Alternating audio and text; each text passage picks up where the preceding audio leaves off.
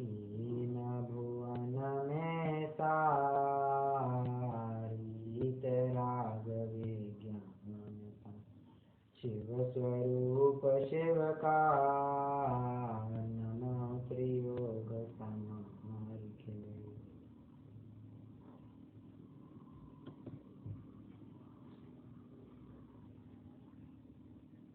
दो ही महीने में बोर्ड एग्जाम्स आने वाले हैं। सभी ने अपने एग्जाम फॉर्म्स भी भर दिए हैं, एग्जाम फी भी भर दी है, हॉल टिकट भी सबको मिल गए हैं और सभी को अभी ये चिंता होने लग गई है कि परीक्षा में अच्छे अंकों से कैसे उत्तीर्ण होंगे। एक विद्यार्थी उनमें से ये है, वो विचारता है कि अरे पेपर अभी 2 महीने में आए हैं, कैसे कैसे कैसे कर सकते हैं क्लियर। वो ये विचारता है हॉल टिकट मिल गया है, चलो जहाँ डेस्टिनेशन सेंटर है वहाँ पे चलते हैं, वहाँ का प्रिंसिपल कौन है ये पता करो, फ़ोन नंबर एड्रेस लो, वहाँ के टीचर्स कौन है उनका आता पता करो, मेरा कौन से विंग में है वो पता लगाओ, वहाँ का जो एंट्री गेटमैन होगा उसका आता पता लगाओ, जो मेरा मेन सेंटर है वो जानो, आजू बाजू आगे पीछे कौन कौन है ये सब भी पता हो, टीचर स्क्वाड इंस्पेक्टर सभी का फ़ोन नंबर अता पता ले लो, एड्रेस ले लो।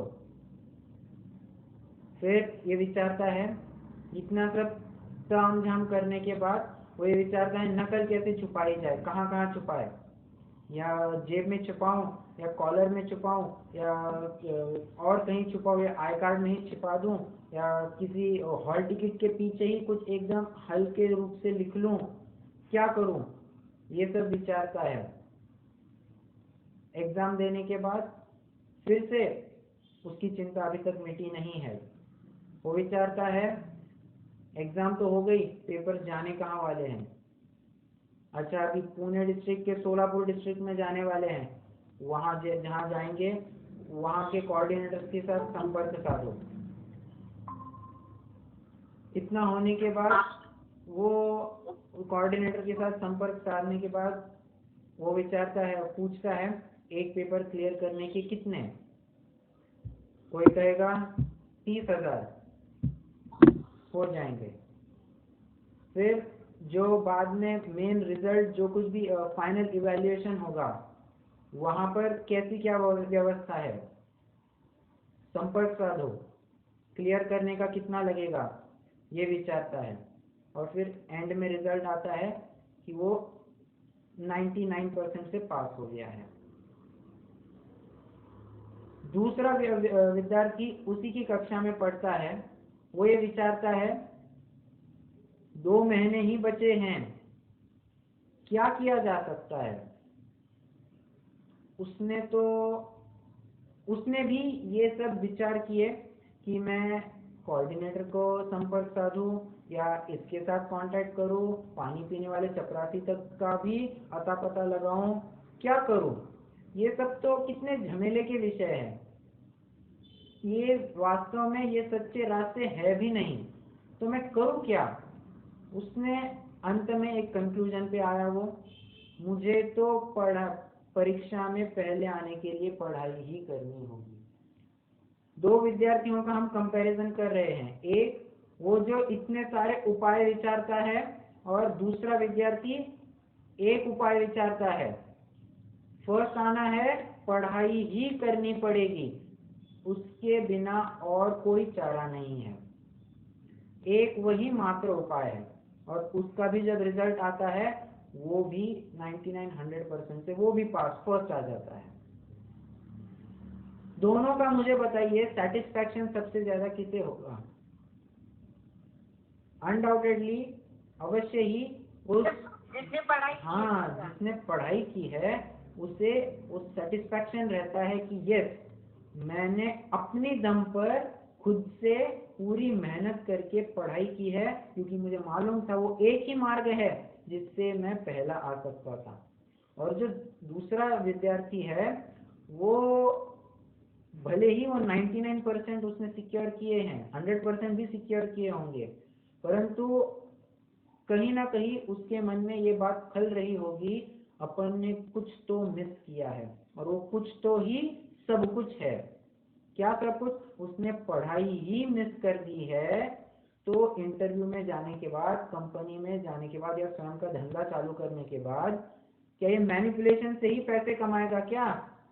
नहीं। क्या मैनिपुलेशन से ही सारे फिगर्स दिखाएगा, यहाँ मेरे इतने करोड़ का सेल हुआ है, इतने करोड़ का प्रॉफिट हुआ है? ऐसा मैनिपुलेशन से होता भी नहीं है, नहीं तो इनकम टैक्स वाला आकर पकड़ेगा कि कैसे मैनिपुलेशन करते हो, बराबर है। बल्कि जो सच्चा ज्ञानी होता है वही आगे बढ़ता है। मैंने इतना सब क्यों कहा? हम 7वें 8वें छंद की चर्चा कर रहे थे, वहां पर कोटि उपाय बनाए भव्यता को उड़ानो, कितने भी उपाय करो, अंत में तो एक ही कंक्लूजन पे आओगे, सभी समस्याओं का समाधान एकमात्र ज्ञान ही हुआ करता है। ये हर किसी व्यक्ति ने आजमाया हुआ है, हर किसी व्यक्ति ने। जे पूरब शिव गए जाहि अरु आगे जाइए, जो भूतकाल में जितने भी जीव मोक्ष की प्राप्ति कर चुके हैं, वर्तमान में कर रहे हैं, भविष्य में आने वाले अनंत काल तक जितने भी जीव मोक्ष की प्राप्ति करने वाले हैं, सभी ने एक ही फॉर्मूला अपनाया है, ज्ञान, ज्ञान और एकमात्र ज्ञान। ज्ञान के बिना उन्हें कोई मतलब कोई ऑप्शन ही नहीं दिखा। न खलु यस्मात् अन्यथा साध्य सिद्धि, आत्मख्याति का एक कलश है, या कहिए 17वीं 18वीं गाथा के बारे में ही आया है, अन्यथा अनुपपत्ति, और आता है गत्यंतरा भावात।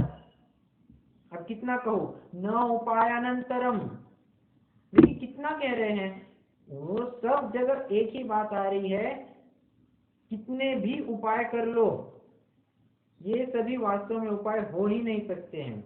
जो सच्चा ऑप्शन है, जो सच्चा मार्ग है, वो ज्ञान ही का मार्ग है। इसीलिए ज्ञान के अलावा जो कुछ भी करोगे वो सभी दुख के ही कारण होंगे। अब देखिए, यहाँ ज्ञान का प्रकरण चल रहा है, इसलिए ज्ञान को हीरो बनाया जा रहा है। जब श्रद्धा चरित्र का प्रकरण चलेगा तब उनको हीरो बनाया जाएगा। इससे ये सिद्ध नहीं होता है कि ज्ञान चरित्र सब बेकार है, खाक है, ऐसा नहीं, उनकी भी अपनी महत्ता है, परंतु ज्ञान का प्रकरण चल रहा है ना, तो ज्ञान की ही जितनी महिमा गा सकते हैं, जितना कुछ उसके बारे में बोल सकते हैं, सब ज्ञान ही के बारे में बोलेंगे। तो कह रहे हैं ज्ञान नहीं किया कुछ नहीं किया, और ज्ञान किया, भेद विज्ञान किया, सम्यक ज्ञान किया, वही सब कुछ हो गया है। फिर उसके लिए खाकर करो या बिना खाकर करो, सोकर करो या दिन भर जागकर करो, शादी करके करो या ब्रह्मचर्य से रहो, विषयों में प्रवृत्ति करो या उनसे निवृत्त रहो, सीए डॉक्टर इंजीनियर बनो या अंगूठा छाप बने रहो, कुछ भी करो, इससे हमें कोई फर्क नहीं पड़ता है। हम तो एक ही बात कहते हैं, तुम तो शुद्धोपयोग करो, तुम तो सम्यक ज्ञान की प्राप्ति करो, तुम तो भेद विज्ञान करो। कितना क्या चल रहा है? ये सब ज्ञान की महिमा चल रही है। ज्ञान है तो सब कुछ है। तो उसी 8वें छंद की चर्चा में मैंने ये सारा विषय बताया है। और पहले मतलब जो 7वां छंद की अंतिम पंक्ति थी, वहां पर कह रहे हैं कोटि उपाय बनाए भव्यता को उड़ानो, कितने भी करोड़ों उपाय करके भी भेद विज्ञान के द्वारा सम्यक दर्शन प्राप्त करना चाहिए, सम्यक ज्ञान प्राप्त करना चाहिए। अब करोड़ उपाय मतलब मैंने पिछली कक्षा में कहा था, एट एनी कॉस्ट, हमें किसी भी हालत में ये हुआ होना चाहिए। कैसे भी करो, फिर सो कर करो, जाग जाग कर करो, व्रत तब संयम करना है, वो हमें कुछ नहीं देखना। हमने एक कह दिया, भेद विज्ञान करना है, सम्यक ज्ञान प्राप्त करना है, बस हमें एंड रिजल्ट दिखना चाहिए। और फिर आगे वही कहते हैं, ऐसे सम्यक ज्ञान की प्राप्ति एक ही हुआ करती है, वो है भेद विज्ञान। और ऐसी बात समस्त मुनिनाथ कहे हैं, सारे मुनिनाथ, सारे भगवान आज तक यही कहते आ रहे हैं कह रहे हैं आगे भी अनंत काल तक यही बात कहेंगे। एक ही उपाय होता है, एक होय तृण काल मां परमारत्नोपन। देखिए मुझे बताइए, अग्नि भूतकाल में भी उष्ण थी, वर्तमान में भी उष्ण है, भविष्य काल में भी उष्ण है, रहेगी, बराबर है। शक्कर भूतकाल में, अतीत में भी मीठी थी, आज भी मीठी है, कल भी मीठी रहेगी, आने वाले अनंत काल तक मीठी बनी रहेगी। क्यों? ऐसा क्या? वो तीन त्रिकालवर्ती ऐसी क्यों बनी रही है? त्रिकालवर्ती, त्रिलोकवर्ती या कहिए सर्वक्षेत्रवर्ती, ये ऐसी ही क्यों बात है? क्योंकि वो ऐसा वस्तु का स्वभाव है, और वस्तु कभी भी अपने स्वभाव को नहीं छोड़ती है। उसी प्रकार कह रहे हैं कि मोक्ष मार्ग जो है, मोक्ष प्राप्ति का उपाय जो है, एक ही उपाय है, जे पूरब शिव गए जाही और आगे जाइए। त्रिकालवर्ती, सर्व क्षेत्रवर्ती सभी और एक ही रूल, कानून कायदा लागू होता है। क्या? ज्ञान तनि मुनिनाथ कहे हैं, सब कुछ ज्ञान ही की महिमा है, ज्ञान से ही इन सभी सुखों की प्राप्ति होती है। ठीक है, चलिए ऐसे ये कोटि उपाय और एक उपाय, ये मुझे संधि बिठाकर दिखानी थी कि कैसे वो करोड़ उपाय कहे हैं। तो करोड़ उपाय कहने का क्या तात्पर्य है? तो करोड़ उपाय कह रहे हैं, मतलब उनका यही तात्पर्य है, वे तुम कुछ भी करो, किसी भी प्रकार से करो, कुछ भी उपाय अपनाओ, परंतु हमें एंड रिजल्ट तो यही होना चाहिए, सम्यक ज्ञान की प्राप्ति। और फिर आगे वे ही कहते हैं कि तुम करोड़ उपाय करोगे तो करोड़ उपाय के नाम पे तुम गलत ही वस्तु मार्केट से चुन लाओगे, इसलिए हम तुम्हें अगली बात बताते हैं, ये ज्ञान ही के माध्यम से तुम सम्यक ज्ञान की प्राप्ति कर सकते हो, भेद विज्ञान कर सकते हो। ठीक है, चलिए आठवें छंद का पूर्वार्ध तो हो चुका है अपना, अभी उत्तरार्ध में आते हैं। वो दो पंक्तियां पढ़ते हैं। विषय चाह दव दाह जगत जन अरनि दझाव, तास उपायन आन ज्ञान घन घान बुझावे। उदाहरण दे रहे हैं यहाँ पर, विषय चाह दवदाह, दवदाह का उदाहरण दे रहे हैं। दवदाह मतलब दावानल, जो जंगल की आग लगी है वो दावानल कहलाती है। वैसे मैं आपसे जानना चाहूंगा, ऐसी सिमिलर तर्ज पर हमने छह डाला में ही कहीं कोई पंक्ति पढ़ी है क्या? ये विषय चाह दव दाह जगत जन अरनि दझावे, इसी तर्ज पर या ऐसे ही शब्दों पर कहीं हमने कोई पंक्ति पढ़ी है क्या?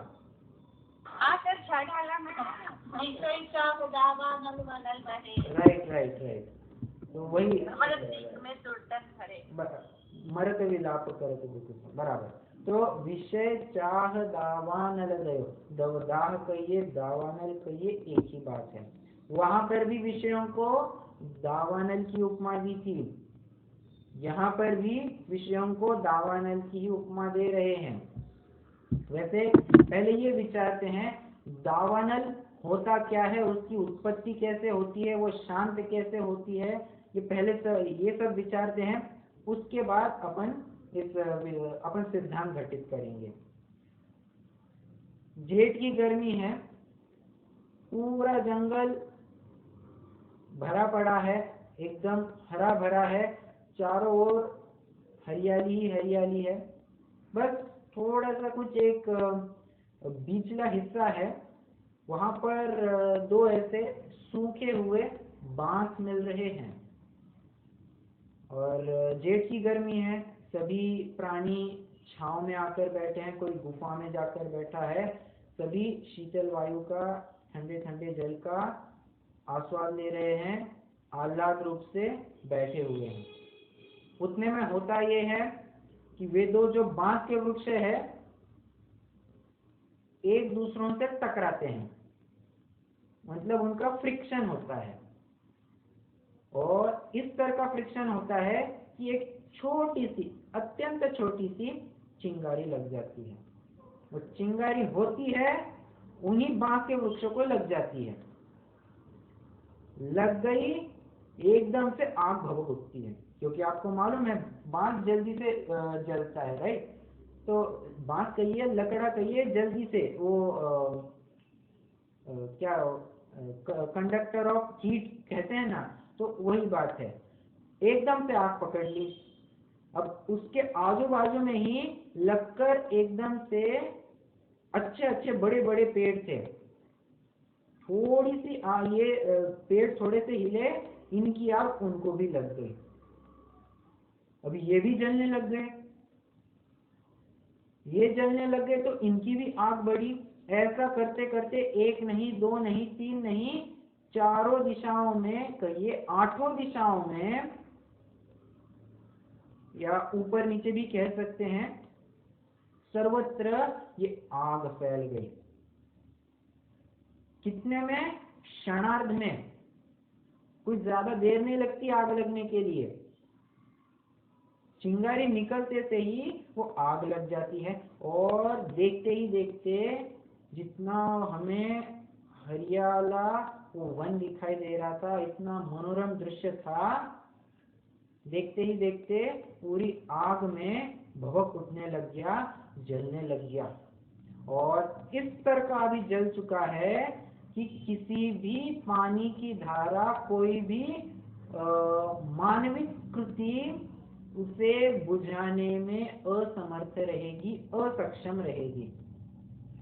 हम कहेंगे हम पूरी जितनी भी मिट्टी है वो सब लाएंगे, 10-15 गाड़ियां इकट्ठी भर के लाएंगे और उन पर उंडेल देंगे, कुछ नहीं होगा। अच्छा, मिट्टी तो लाएंगे ही, साथ साथ हम उससे दुगुनी पानी के टैंकर भी लाएंगे और एकदम फायर ब्रिगेड की तरह एकदम ऐसा पानी स्प्रे करेंगे।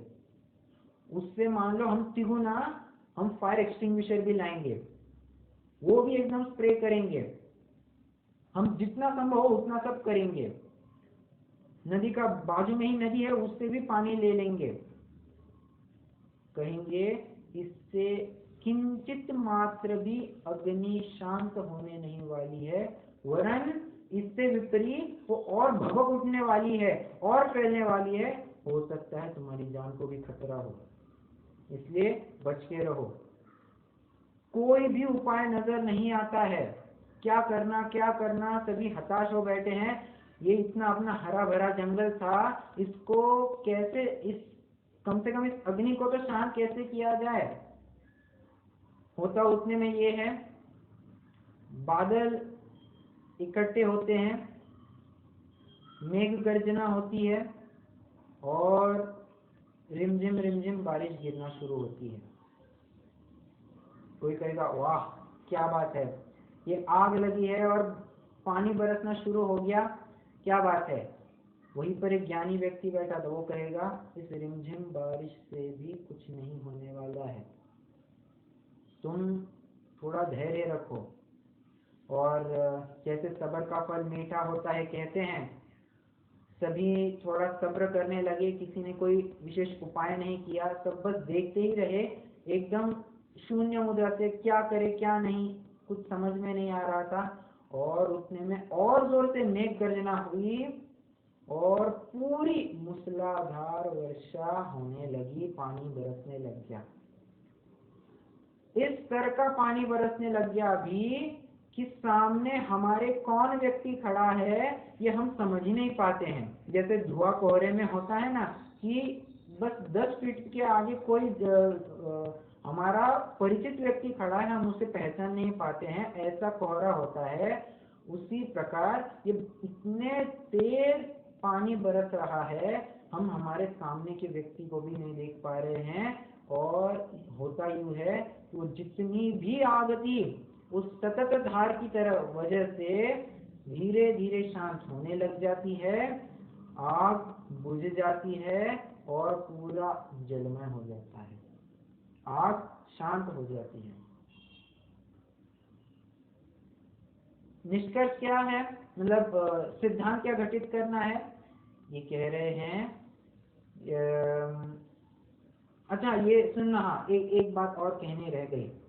ये दावानल जो लगती है कभी भी आर्टिफिशियली नहीं लग सकती है।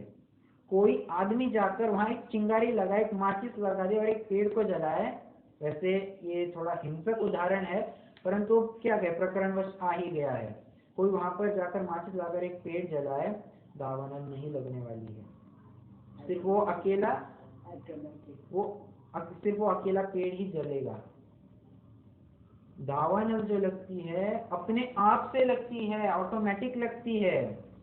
बस वो दो बांस के वृक्ष में घर्षण हो गया, फ्रिक्शन हो गया, आग वही लग जाती है। बुझेगी कैसे? कोई मानवीय कृति उसको रोकने में समर्थ नहीं है। अपने आप से, नेचर से ही उसकी शांति का उपाय मिल जाता है। ठीक है। उसी प्रकार ये अनादिकाल से विषय रूपी चाह जो है ये हमारे अंदर जल रही है। देखिए हम अंत में भी देखेंगे 6वीं ढाल में, यह राग आग दहे सदा सात समामृत से ये चिर भजे विषय कषाय अब तो त्याग निज पद देइए। ये अंत में भी देखने वाले हैं। वहां पर भी ये विषय रूपी चाह को अग्नि की उपमा दी है, इस दावानल की उपमा दी है। और ऐसी विषय रूपी चाह अनादिकाल से हमारे अंदर जल रही है। हमारा जो मनोरम आत्मिक वन था, वो उपवन था अपना, वो इतना सुंदर था, सुंदर है, परंतु ये विषय चाह ऐसी हुई है, अनादिकाल से ही ऐसी विषय चाह है, ये पूरा का पूरा वन जलने लग गया है। कहिए चारों ओर फैलने लग गया है। स्वयं के राग द्वेष से एक दूसरों को भी रागी द्वेषी करने का प्रयत्न करता है, अपनी आप और फैलाने का प्रयत्न करता है। ये ऐसी विषय चाह है। देखिए विषय चाह, चाह मतलब इच्छा होती है। हम लोग में कहते हैं जहाँ चाह है वहाँ राह है, where there is a will there is a way, ऐसा कहते हैं। परंतु यहाँ पर कह रहे हैं पंडित जी, जहाँ चाह है वहां पर राह नहीं, वहां पर तो दाह मिलेगी। क्या? जहाँ इच्छा है वो अग्नि की है, वो अग्नि है, वो तुम्हारे इसमें सुंदर आत्मिक वन को नष्ट करने वाली है। ये विषय रूपी चाह। देखिए चाह मतलब इंग्लिश में विष ऐसा कहते हैं, और हिंदी में विष का अर्थ क्या होता है? जहर। तो अगर इंग्लिश के शब्द का अर्थ हिंदी में लेंगे तो वही बात कह रहे हैं, ये चाह ये एक विषय है। ये विषय हमारे लिए विष के समान काम करते हैं। ऐसे विष जो अग्नि भी जलाते हैं और जहर तो मारने का काम करता ही है। जगत जन अरनि दजावे, ऐसी भयंकर दावानल आज चहुओर लगी हुई है।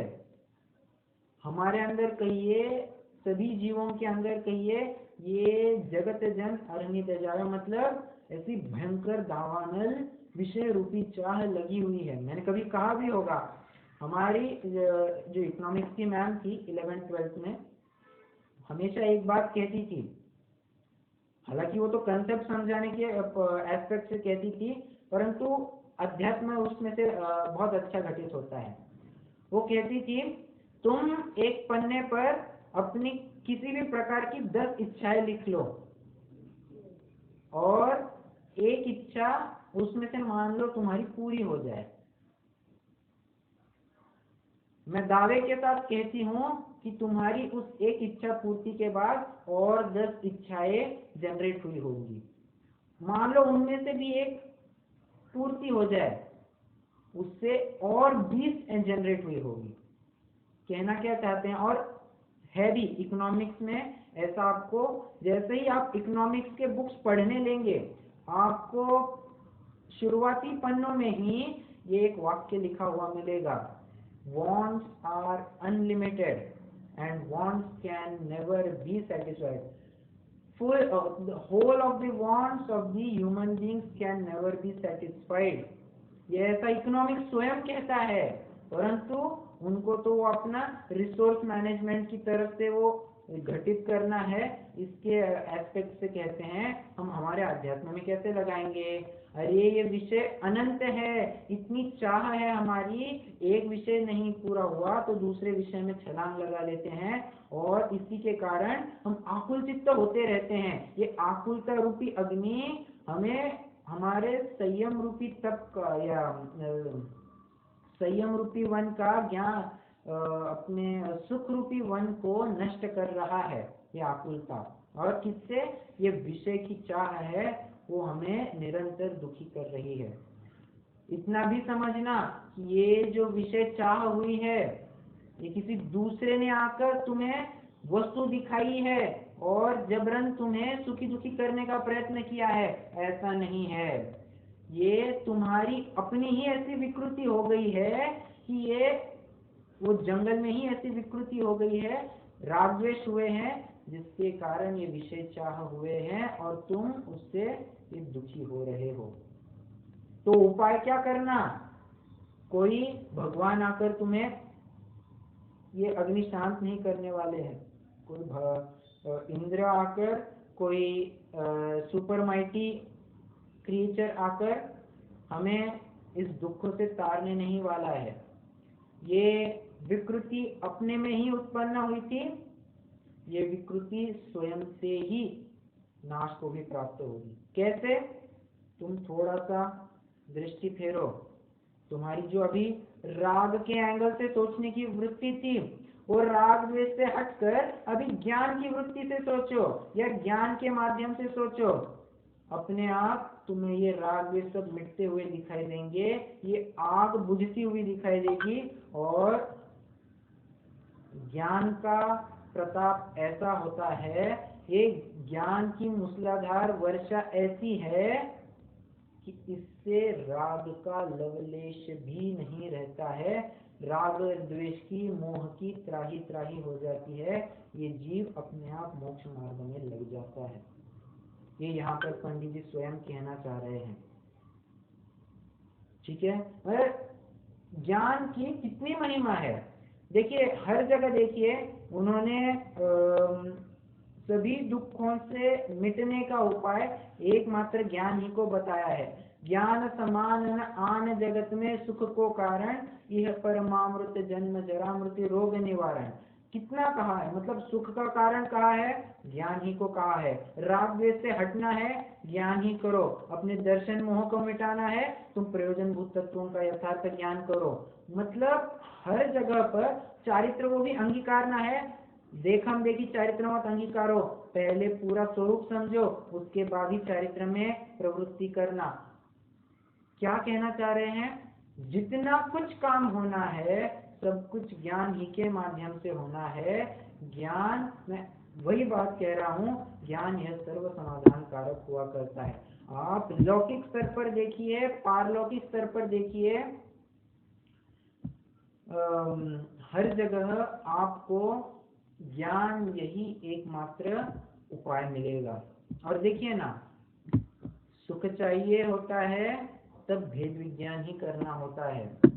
जितना ज्यादा सुख चाहिए होता है उतना तीव्र भेद विज्ञान भी होना चाहिए। देखिए जैसे हमें कोई फल सुधारना है तो एकदम जो जिसको धार नहीं है ऐसा चक्कू लेंगे तो क्या फल बन पाएगा?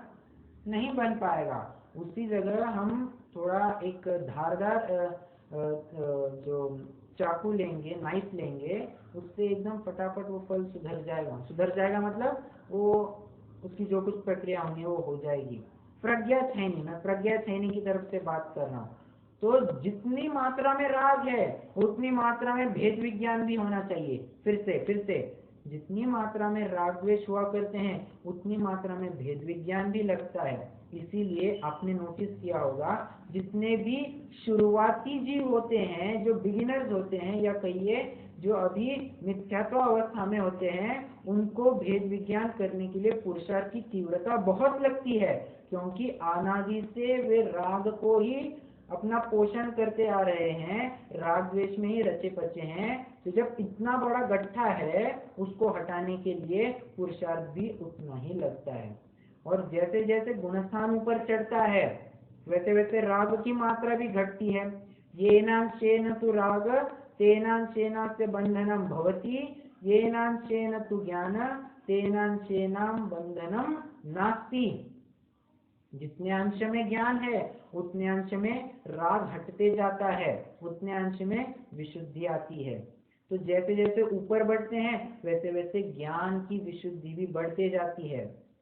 चौथा गुणस्थान, उसके बाद पांचवा गुणस्थान, उसके बाद छठा सातवां गुणस्थान। जैसे ऊपर बढ़ेंगे वो शुद्धोपयोग करने के लिए जो पुरुषार्थ लगता था वो और सुलभ हो जाता है। क्यों? अरे राग ही उतना कम रहा है तो भेद विज्ञान करने में कोई ज्यादा सामर्थ्य नहीं लगता है, वो तो सहज ही हो जाता है। और इसीलिए आपने सुना भी होगा जो अपने नग्न दिगंबर मुनिराज होते हैं वे तो चलते बोलते उठते बैठते सोते जागते शुद्धोपयोग ही करते रहते हैं, हर अंतर मुहूर्त में शुद्धोपयोग करते हैं। खाना खा रहे हैं मतलब आहार ग्रहण कर रहे हैं तो उसी समय में जब वे चबा रहे हैं तो उस समय में शुद्धोपयोग में आ गए, और जैसे ही वो आहार निगल लिया मतलब वो निगल लिया तो निगलने के पश्चात वो एक शुद्धोपयोग हो जाता है। मतलब इतना फ्रीक्वेंट हो जाता है उनको शुद्धोपयोग, वो इतने यूज टू हो जाते हैं। तो ये किसका परिणाम है? अरे उन्होंने पहले ज्ञान के ऊपर अपना इतनी मेहनत ली है तब जाकर ये राग कम हुआ है, और ये राग कम हुआ है तो भेद विज्ञान भी सहज ही होता है, उसके लिए कोई विशेष प्रयत्न करने नहीं पड़ते हैं। जैसे मुझे बताइए जब हम LKG UKG या फर्स्ट स्टैंडर्ड में थे तब हमें एडिशन सब्ट्रैक्शन मल्टीप्लिकेशन डिवीजन कितना टफ लगता था। और कहा चलो 27 इंटू 27 बोलो, सोचते थे हाँ 27 को 7 से मल्टीप्लाई करो फिर वो आंसर आएगा, फिर जो बचेगा उसको 20 से मल्टीप्लाई करो, ऐड करो, इतना करो। ये इसमें हम 10 मिनट खा लेते थे। जैसे जैसे हम आगे बढ़ते हैं, हम थोड़ा 5th स्टैंडर्ड में आए, 10th स्टैंडर्ड में आए, थोड़ा 11th 12th graduation post graduation जो कुछ भी हुआ उसके बाद तो हम सहज ही कह देते हैं 27 इंटू 27, अरे ये तो स्क्वायर है 729, बस हो गया। ये किसका कमाल है? अरे हम वो यूज टू हो गए हैं अभी, जो हमें पहले वो लगता नहीं था, इतना टफ लगता था। क्यों? अभी तक हमने जाना नहीं था, हमने उस विषय में प्रवेश नहीं किया था। उसी प्रकार ये जो नया जीव होता है उसने मोक्ष मार्ग में अभी तक प्रवेश नहीं किया है, उसको राग का अभाव करने के लिए पुरुषार्थ ज्यादा लगता है। परंतु जैसे ही उसने एक बार वो पुरुषार्थ कर लिया तो उसे फिर ज्यादा मेहनत करने की आवश्यकता नहीं होती है। जैसे हमने अब वो उदाहरण में देखा, हम जैसे जैसे आगे बढ़ते हैं वैसे वैसे हमें कैलकुलेशंस पे ज्यादा ध्यान देने की जरूरत नहीं होती। हम पहले 10 + 27 करना होता है या 9 + 26 करना है तो हम उंगली पे गिनते हैं ये कितना हुआ। अभी तो सीधा सीधा 9 + 26 हाँ 35 हो गया, एकदम जल्दी से कह देते। ये किसका कमाल है? ये हमारा रिपीटिशन या हमारे अभ्यास की बात चल रही है, ये लर्निंग की बात नहीं, ये तो अभ्यास वैसा हो जाता है। उसी प्रकार जैसे जैसे आत्मिक विशुद्धि बढ़ती जाती है वैसे वैसे आश्रमों का भी कमी होते जाती है। शायद समयता की 72वीं या 73वीं गाथा है क्या, जो जो आत्मा आश्रमों से निवृत्त हुआ त्यों त्यों वो आत्मा विज्ञानगन होता गया। उल्टी भी बात कही, जो जो आत्मा विज्ञानगन होता गया त्यों त्यों आश्रमों से निवृत्त हुआ। बस वही बात यहाँ पर लगानी है, समझ रहे हैं? मतलब ज्ञान के लिए एक ज्ञान करेंगे तो हमारी समस्त समस्याएं हल हो जाएंगी, यही बात यहाँ पर कह रहे हैं। और एक हमें प्रेरणा दे रहे हैं कि अपनी विशेषता रोको, क्योंकि ये जितनी ज्यादा बढ़ेगी उतना तुम्हें पुरुषार्थ ज्यादा करना पड़ेगा, मेहनत ज्यादा करनी पड़ेगी, अपने बिस्तर को समेटने में और ज्यादा तकलीफ होगी। जितना फैला होगा समेटने में उतनी ही बड़ी दिक्कत होती है। ठीक है, तो वही बात कह रहे हैं, जितनी विषय इच्छा को अपनी सीमा में बांध कर रखोगे और उस बाउंड्री को कम करते जाओगे उतना ही तुम्हारे लिए बेहतर रहेगा। तो कहते हैं ना, रिड्यूस द रेडियस। क्या क्या? रिड्यूस द रेडियस मतलब अपनी जितनी कुछ परिसीमा है उसको कम करते जाओ। कहाँ तक आना? एक सेंटर पॉइंट तक आना, मतलब जो तुम्हारा मिड पॉइंट है, जहाँ से वो सर्कल बना है, वो मिड पॉइंट पर आ जाओगे तो वही तुम्हारी अंतिम सीमा होगी। तुम्हें अपने अंतिम जो केंद्र बिंदु है वहीं पर आकर रुकना है। वही तो, वो तो ज्ञान ही है। ठीक है, चलिए 8वें चंद की चर्चा अपनी हो चुकी है। वैसे भावार्थ में कुछ, हाँ, एक चित्र में आप देख रहे होंगे, यहाँ पर एकदम से ऐसी दावानल दिखाई है और ज्ञान की एकदम मूसलाधार वर्षा यहाँ पर उन्होंने चित्रित की है और कहना चाह रहे हैं कि छोटे मोटे ज्ञान से कोई फायदा नहीं होगा। ये इतनी बड़ी आग लगी है, इतने छुटपुट पानी से क्या तो बुझने वाली है आग। ये तो एकदम बल्क क्वांटिटी में चाहिए और ऐसी बल्क और ऐसा वो मूसलाधार चाहिए कि कोई व्यक्ति भी दिखने ना पाए। उससे तो आग बुझेगी बुझेगी, बुझकर ही रहेगी। इतनी गारंटी के साथ कह रहे हैं। ठीक है, चलिए एक बार भावार्थ पढ़ लेते हैं, छोटा सा ही है। भूत, वर्तमान और भविष्य तीनों काल में जो जीव मोक्ष को प्राप्त हुए हैं, होंगे और वर्तमान में विदेह क्षेत्र में हो रहे हैं, वह इस सम्यक ज्ञान का ही प्रभाव है, ऐसा पूर्वाचार्यों ने कहा है। जिस प्रकार दावानल वन में लगी हुई अग्नि वहां की समस्त वस्तुओं को भस्म कर देती है, उसी प्रकार 5 इंद्रिय संबंधी विषयों की इच्छा संसारी जीवों को जलाती है, दुख देती है। और जिस प्रकार वर्षा की झड़ी उस दावानल को बुझा देती है, उसी प्रकार यह सम्यक ज्ञान उन विषयों को शांत कर देता है, नष्ट कर देता है। ठीक है, अभी अगला छंद भी बहुत ही मजेदार है और बहुत ही प्रेरणापरक छंद है। छंद पढ़ते हैं पहले, फिर उसका विशेषार्थ देखेंगे। पुण्य पाप फल माहि हरख बिलखो मत भाई, यह पुद्गल पर जाय उपज विनसै फिर थाई, लाख बात की बात यही निश्चय उर लाओ, तोरि सकल जगदंद फंद निज आत्म ध्याओ।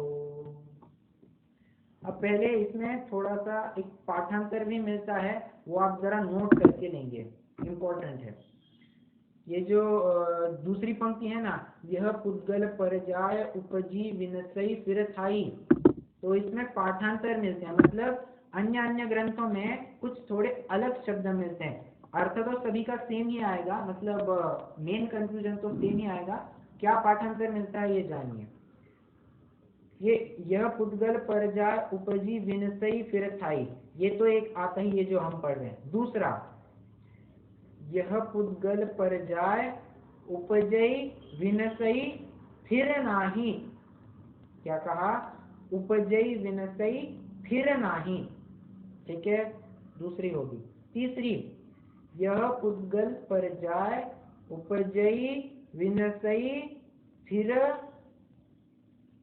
फिर नाही। ठीक है, फिर नाही ऐसी मिलती है। तो कोई मुझे रिपीट करके बताएगा क्या क्या पाठांतर मिलते हैं?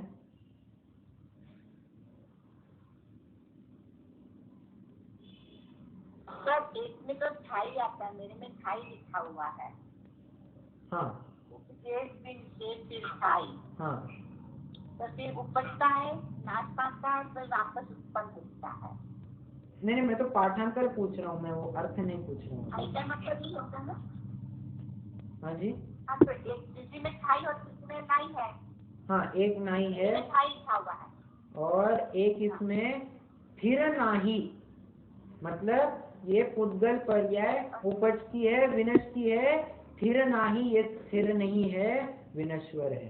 ठीक है, ये और एक पाठांतर, फिर नाही। ठीक है, चलिए जो पाठांतर था वो भी बता दिया।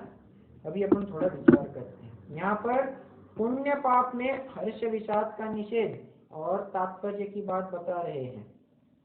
पहले तो ये समझते हैं ज्ञानी अज्ञानी में ये पुण्य पाप संबंधी कैसी मान्यता रहती है, मतलब ज्ञानी का अप्रोच कैसे अलग होता है और अज्ञानी का अप्रोच कैसे अलग होता है, और उसी कारण से अज्ञानी अज्ञानी कहलाता है और ज्ञानी ज्ञानी कहलाता है। पाप का उदय आ गया, प्रतिकूलताएं आ गई, अज्ञानी जी विचार करता है मैं इनको कैसे मिटा सकता हूँ, कितने उपाय करूं तो जाके ये सब मिट पाएंगे, मैं अभी इतना अभावग्रस्त हूँ, कैसे कैसे मैं आगे बढ़ सकता हूँ, ये विचारता है। अभी मुझे घाटा हुआ है इतना, मैं कैसे इसको रिकवर कर सकता हूँ और सरप्लस या प्रॉफिट में जा सकता हूँ, क्या उपाय कर सकता हूँ, सेल्स बढ़ाना है, मेरी ब्रांच बढ़ानी है, क्या करना है। प्रतिकूलता आ गई, वो प्रतिकूलता को मिटाने का प्रयत्न करता है। अनुकूलता आ गई, कहता है ओहो देखो मैंने कितना अच्छे से काम किया तब जाकर इतना धंधा सफल हो पाया है, आज के जमाने में कोई करता है क्या, करके दिखाओ तो माने। ऐसा उसको फूल कर पुप्पा हो जाता है मतलब फूले नहीं समाता है, इतना अत्यधिक आनंदित हो जाता है। हर्ष में विषाद में वो जैसी परिस्थिति होती है तदनुसार वो भी ढल जाता है। थोड़े से डाउन टर्न्स आ गए तो थोड़ा सा मायूस हो जाता है, और एकदम हर्ष के दिन आ गए, सुख के दिन आ गए तो एकदम उसका आनंद आकाश में गगनात मावेना, असं एक ऐसी मराठी में एक कहावत है, त्याचं आनंद गगनात मावेना, म्हणजे मतलब वो उसके आनंद की कोई परिसीमा नहीं रहती है, वो इतना एडेप्ट हो जाता है एक अज्ञानी जीव, और इसी वजह से वो अज्ञानी कहलाता है। पुण्य पाप के फल में वो स्थिर नहीं बना रहता है, वो हर बार बिलखता रहता है, यहाँ के शब्दों में बात करें वो हमेशा बिलखता रहता है। और ज्ञानी जीव वो होता है जो आपदा में भी अवसर ढूंढता है, और अज्ञानी जीव वो होता है जो अवसर में भी आपदा ही दिखाता है। वो आपने एक कहावत भी सुनी होगी, नाच न जाने आंगन टेढ़ा। अज्ञानी जीव को मोक्ष मार्ग में प्रवृत्ति करनी ही नहीं है तो बस वो कारण दिखाएगा, उसके सामने साक्षात भगवान है, भगवान का समोशरण लगा है तो भी उनका विरोध कर बैठता है और 363 मत की स्थापना कर देता है। तो ये क्या है, अरे ये अज्ञान ही का तो प्रताप है। वो अवसर में भी आपदा ढूंढता है और ज्ञानी जीव आपदा में भी अवसर ढूंढता है। अभी कैसे ढूंढता है ये थोड़ा विचारते हैं। प्रतिकूलता उसके जीवन में आ गए, वो विचारता है ओहो मैं तो इतने उपाय करने के बावजूद भी, मेरे इतने उपायों के उपरांत भी मेरे हाथ के मेरे अनुसार कुछ हो नहीं रहा है, मैंने जैसा विचारा था वैसा कुछ हो नहीं रहा है। तो जब मेरे हिसाब से कुछ हो ही नहीं रहा है तो मैं क्यों इसमें प्रवृत्त करूं, अपन तो अपना धर्म अध्ययन करेंगे, धर्म आराधना करेंगे। ये ऐसी उसकी विचारधारा होती है। प्रतिकूलता में तो यही होती ही है, अनुकूलता में कैसी होती है ये भी जरा देखना।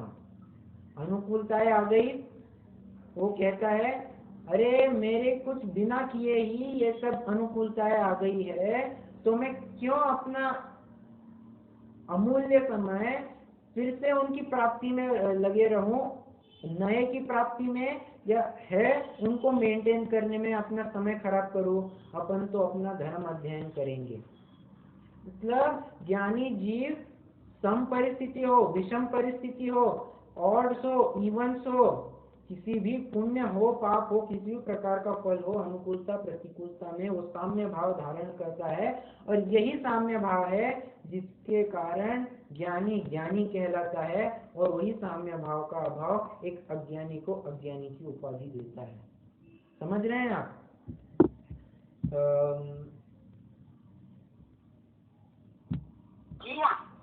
ठीक है, तो पुण्य पाप फल माही, कैसी वो एक पूजन की पंक्ति भी आती है, प्रतिकूल संयोगों में क्रोधित। आगे पूरा करेगा। सर हम तो स्थानकवासी, हमें नहीं मालूम प्रतिकूल संयोगों में क्रोधित होकर संसार बढ़ाया।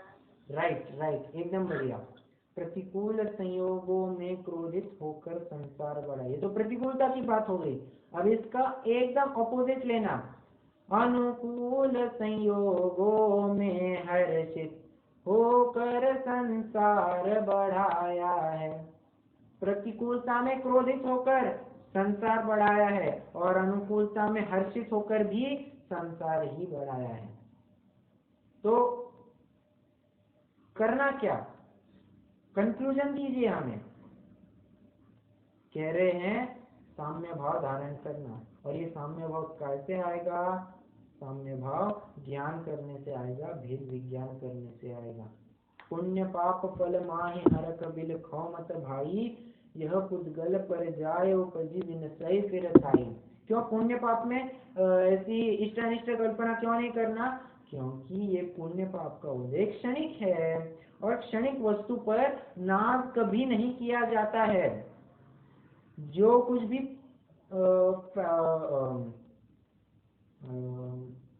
एक प्राइड का विषय होता है वो फॉरएवर होना चाहिए।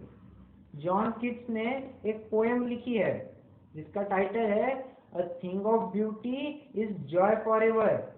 What is beauty? Truth is beauty. What is truth? Truth is beauty. Beauty is truth. ऐसा वो वहां पर वो वाक्य लिखे हैं।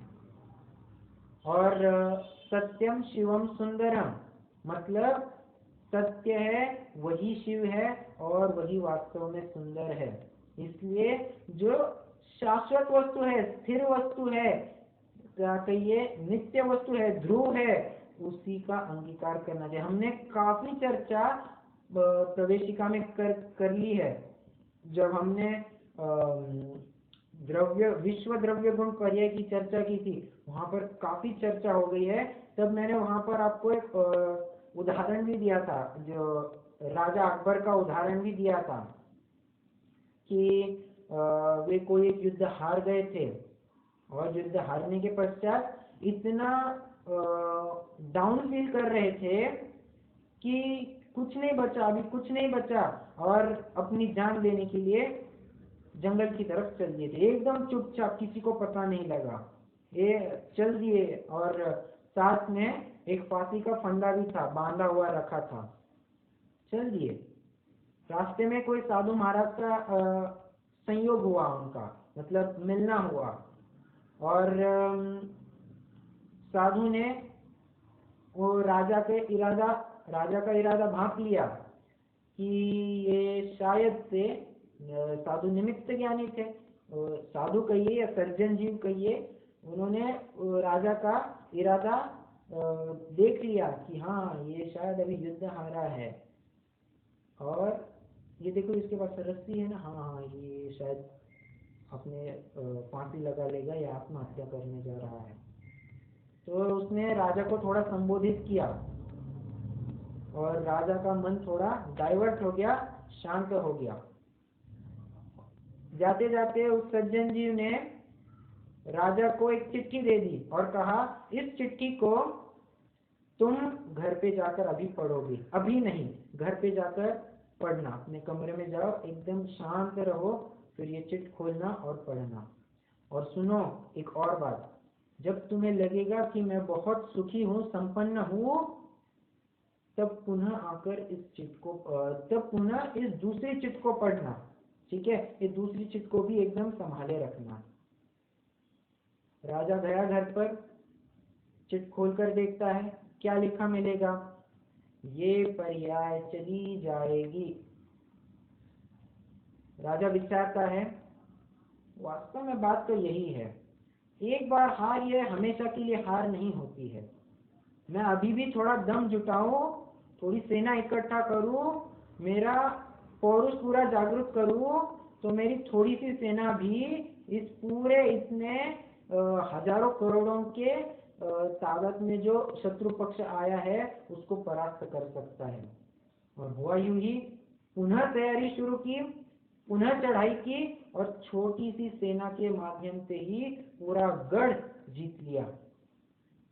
और जो कुछ भी अपना बदला लेना था वो बदला भी ले लिया। अभी उसे लगता है कि हाँ, हमने जो कुछ भी खोया था वो पा लिया है, अभी हम चैन से हैं। अचानक से उसे एक दिन याद आता है, ओ हमें एक सज्जन जी मिले थे और उन्होंने क्या दिया था, हाँ हाँ हाँ, वो एक चिट दी थी। चिट है क्या? सेवक कहता है हाँ, अलमारी में एकदम गुप्त रूप से लॉकर में पड़ी हुई है। राजा तुरंत जाता है, खोलता है, पढ़ता है। दूसरी चिट में क्या मिलेगा? यह पर्याय भी चली जाएगी। कहने का तात्पर्य क्या है? पुण्य की अवस्था हो, पाप की अवस्था हो, दोनों में समभाव हो तो किसी भी प्रकार की कोई वायु हमें विचलित करने में समर्थ नहीं है। पुण्य भाव में हर्षित नहीं होना और पाप के उदय में ज्यादा मायूस नहीं फील करना, और यही अप्रभावित रहने का लक्षण हुआ करता है। और आपको मालूम होगा, अप्रभावित रहना यह जिनागम का एकदम क्रीम वर्ड कह सकते हैं, क्योंकि अप्रभावितपना ये अन्य मत नहीं मानते हैं, क्योंकि वे कहते हैं जब सब कुछ जानते हैं भगवान तो प्रभावित हुए बिना कैसे रहेंगे। तो हम कहते हैं भगवान का नाम ही तो वही है जो जानते हुए अप्रभावित रहे और अप्रभावित रहकर जाने, उसी को तो हम भगवान कहते हैं। नहीं तो भगवान तो किसे कहेंगे? हम भी जानकर प्रभावित होते तो हम में और भगवान में अंतर क्या रहा? भगवान तो वो हो जो किसी भी प्रकार से, जो अच्छे दृश्यों के द्वारा, बुरे दृश्यों के द्वारा किसी भी प्रकार से विचलित नहीं होता है, साम्य भाव धारण करते हैं, एक ज्ञाता बने रहते हैं, स्वयं को जानते हैं, पर को जानते हैं, ज्ञाता बुद्धि से जानते हैं, रागद्वेष की बुद्धि से नहीं जानेंगे। और यही उनकी वितरागता का और सर्वज्ञता का एक सीक्रेट कह सकते हैं। ठीक है, चलिए आज विषय ज्यादा तो नहीं, मतलब नवाचन तो वैसे पूरा हो सकता है, बस आगे यही बात कह रहे हैं कि लाख बात की बात यही निश्चय उरलाओ, तोरी सकल जग धंध फंद निज आत्म ध्याओ। और अंत में कंक्लूजन में आ रहे हैं, हमने तुम्हें इतनी लाखों बातें कही है, ज्ञान करो। इससे आज तक जो अज्ञानी जीव है वो जितनी भी निर्जरा करता है, ज्ञान के माध्यम से ज्ञानी जीव क्षणार्ध में ही उतनी निर्जरा कर लेता है। हमने ज्ञान को सुख का कारण बताया, ज्ञान को सर्व समाधान कारक बताया। ये राग द्वेष रूपी आग को बुझाने के लिए वर्षा के रूप में भी ज्ञान ही को एक उपाय बताया। तो इतनी सारे बातें बताई है हमने, तो इन बातों की एक ही बात है, 100 बात की एक बात।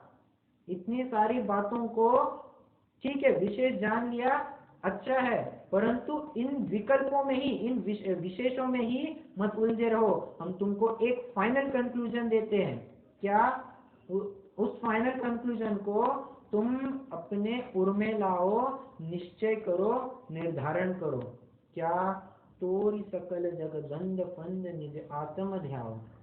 समस्त सांसारिक विषयों से राग द्वेष छोड़कर उनसे एकत्व, ममत्व, कर्तृत्व, भोक्तृत्व का की मानसिकता को छोड़कर, देखिए वास्तव में एकत्व, ममत्व, कर्तृत्व, भोक्तृत्व होता नहीं है, ये तो अपनी सेल्फ जनरेटेड मानसिकता है। वैसी वो श्रद्धा हो जाती है कि मैं इससे एक हूँ, मैं इसका स्वामी हूँ, मैं इसका कर्ता धर्ता हूँ, मैं इसको भोगता हूँ। ये हमने ऐसी मानसिकता डेवलप की हुई होती है, वास्तव में होता नहीं है, ये अपनी ही सेल्फ जनरेटेड विकृति है। तो क्या करना? जैसे हमने कहा, वो नेचर से ही वो अग्नि शांत होगी, तो ये कर्तृत्व, भोक्तृत्व आदि का भूत भी अपने आप ही चला जाएगा। कैसे? तुम बस इनसे हटकर देखो, इनसे थोड़ा सा अलिप्त रहो और अपने अलिप्त रहकर अपने आत्मा को ध्याओ। इससे तुम्हारा अवश्य ही काम हो जाएगा और हो जाएगा। ये मतलब अंत में घूम फिर कर तो एक ही बात पर आते हैं, अपने निज आत्मा को ध्याओ। किसी भी प्रकार से करो, येन केन प्रकारेण, तुम तो अपने आत्मा को ध्याओ, आत्मा का ज्ञान करो, उसी का ध्यान करो। ज्ञान ध्यान तपोरक्त, ज्ञान और ध्यान में ही लीन रहो। यही तुम्हें सारे दुखों से निवृत्त कराने का उपाय है। ठीक है, चलिए ये 9वां छंद भी अपना हो गया है और वैसे तो अपना समय भी हो गया है। कुछ शंका हो आप रख सकते हैं, नहीं तो जिम्मेदारी। तो दूसरी ढाई के अंदर भी इसी तरह का है, इसी तरह से कुछ आया हुआ है ना सर। शुभ के फल राइट रति करे मुझे पद विचार। तो कौन से तत्व संबंधी भूल है वो तो हो गई सर अपना राइट, बंध तत्व संबंधी भूल है। आश्रव ये कारण की तरफ से और बंध तत्व संबंधी भूल है फल की तरफ से होता है। राइट, तो देखिए बराबर, बहुत अच्छा। आप वो विषय से जोड़ने की कोशिश कर रहे हैं कि तो किसी भी प्रकार से वो पुण्य पाप के फल में ये बिलखना, ये तुम्हारे बंध तत्व संबंधी भूल को दर्शाता है और यही तुम्हारे दुख का कारण है। घूम फिर कर वे देखिए 7 तत्वों के ऊपर से ही घटित कराना चाहते हैं, क्योंकि यही वास्तव में लक्षण है। 7 तत्वों का यथार्थ ज्ञान श्रद्धान आचरण हो तो सुख प्राप्ति होना ही होना है। इसीलिए ज्ञान के माध्यम से, श्रद्धान के प्रकरण से या चारित्र के माध्यम से, किसी भी माध्यम से वे 7 तत्वों को ही प्रमोट करना चाहते हैं। हर जगह 7 तत्वों का ही, फिर डायरेक्टली हो इनडायरेक्टली हो कैसे भी हो, इस 7 तत्वों का ही बढ़ावा देना चाहते हैं। और कहते हैं उसमें किसी भी प्रकार की भूल मत धारण करना, क्योंकि भूल धारण करोगे तो तुम्हारे दुख का अंत नहीं हो पाएगा। ठीक है, बहुत बढ़िया, आपने वो कंपेयर करके देखा, अच्छी बात है। चलिए, कोई शंका नहीं है, रुक जाते हैं।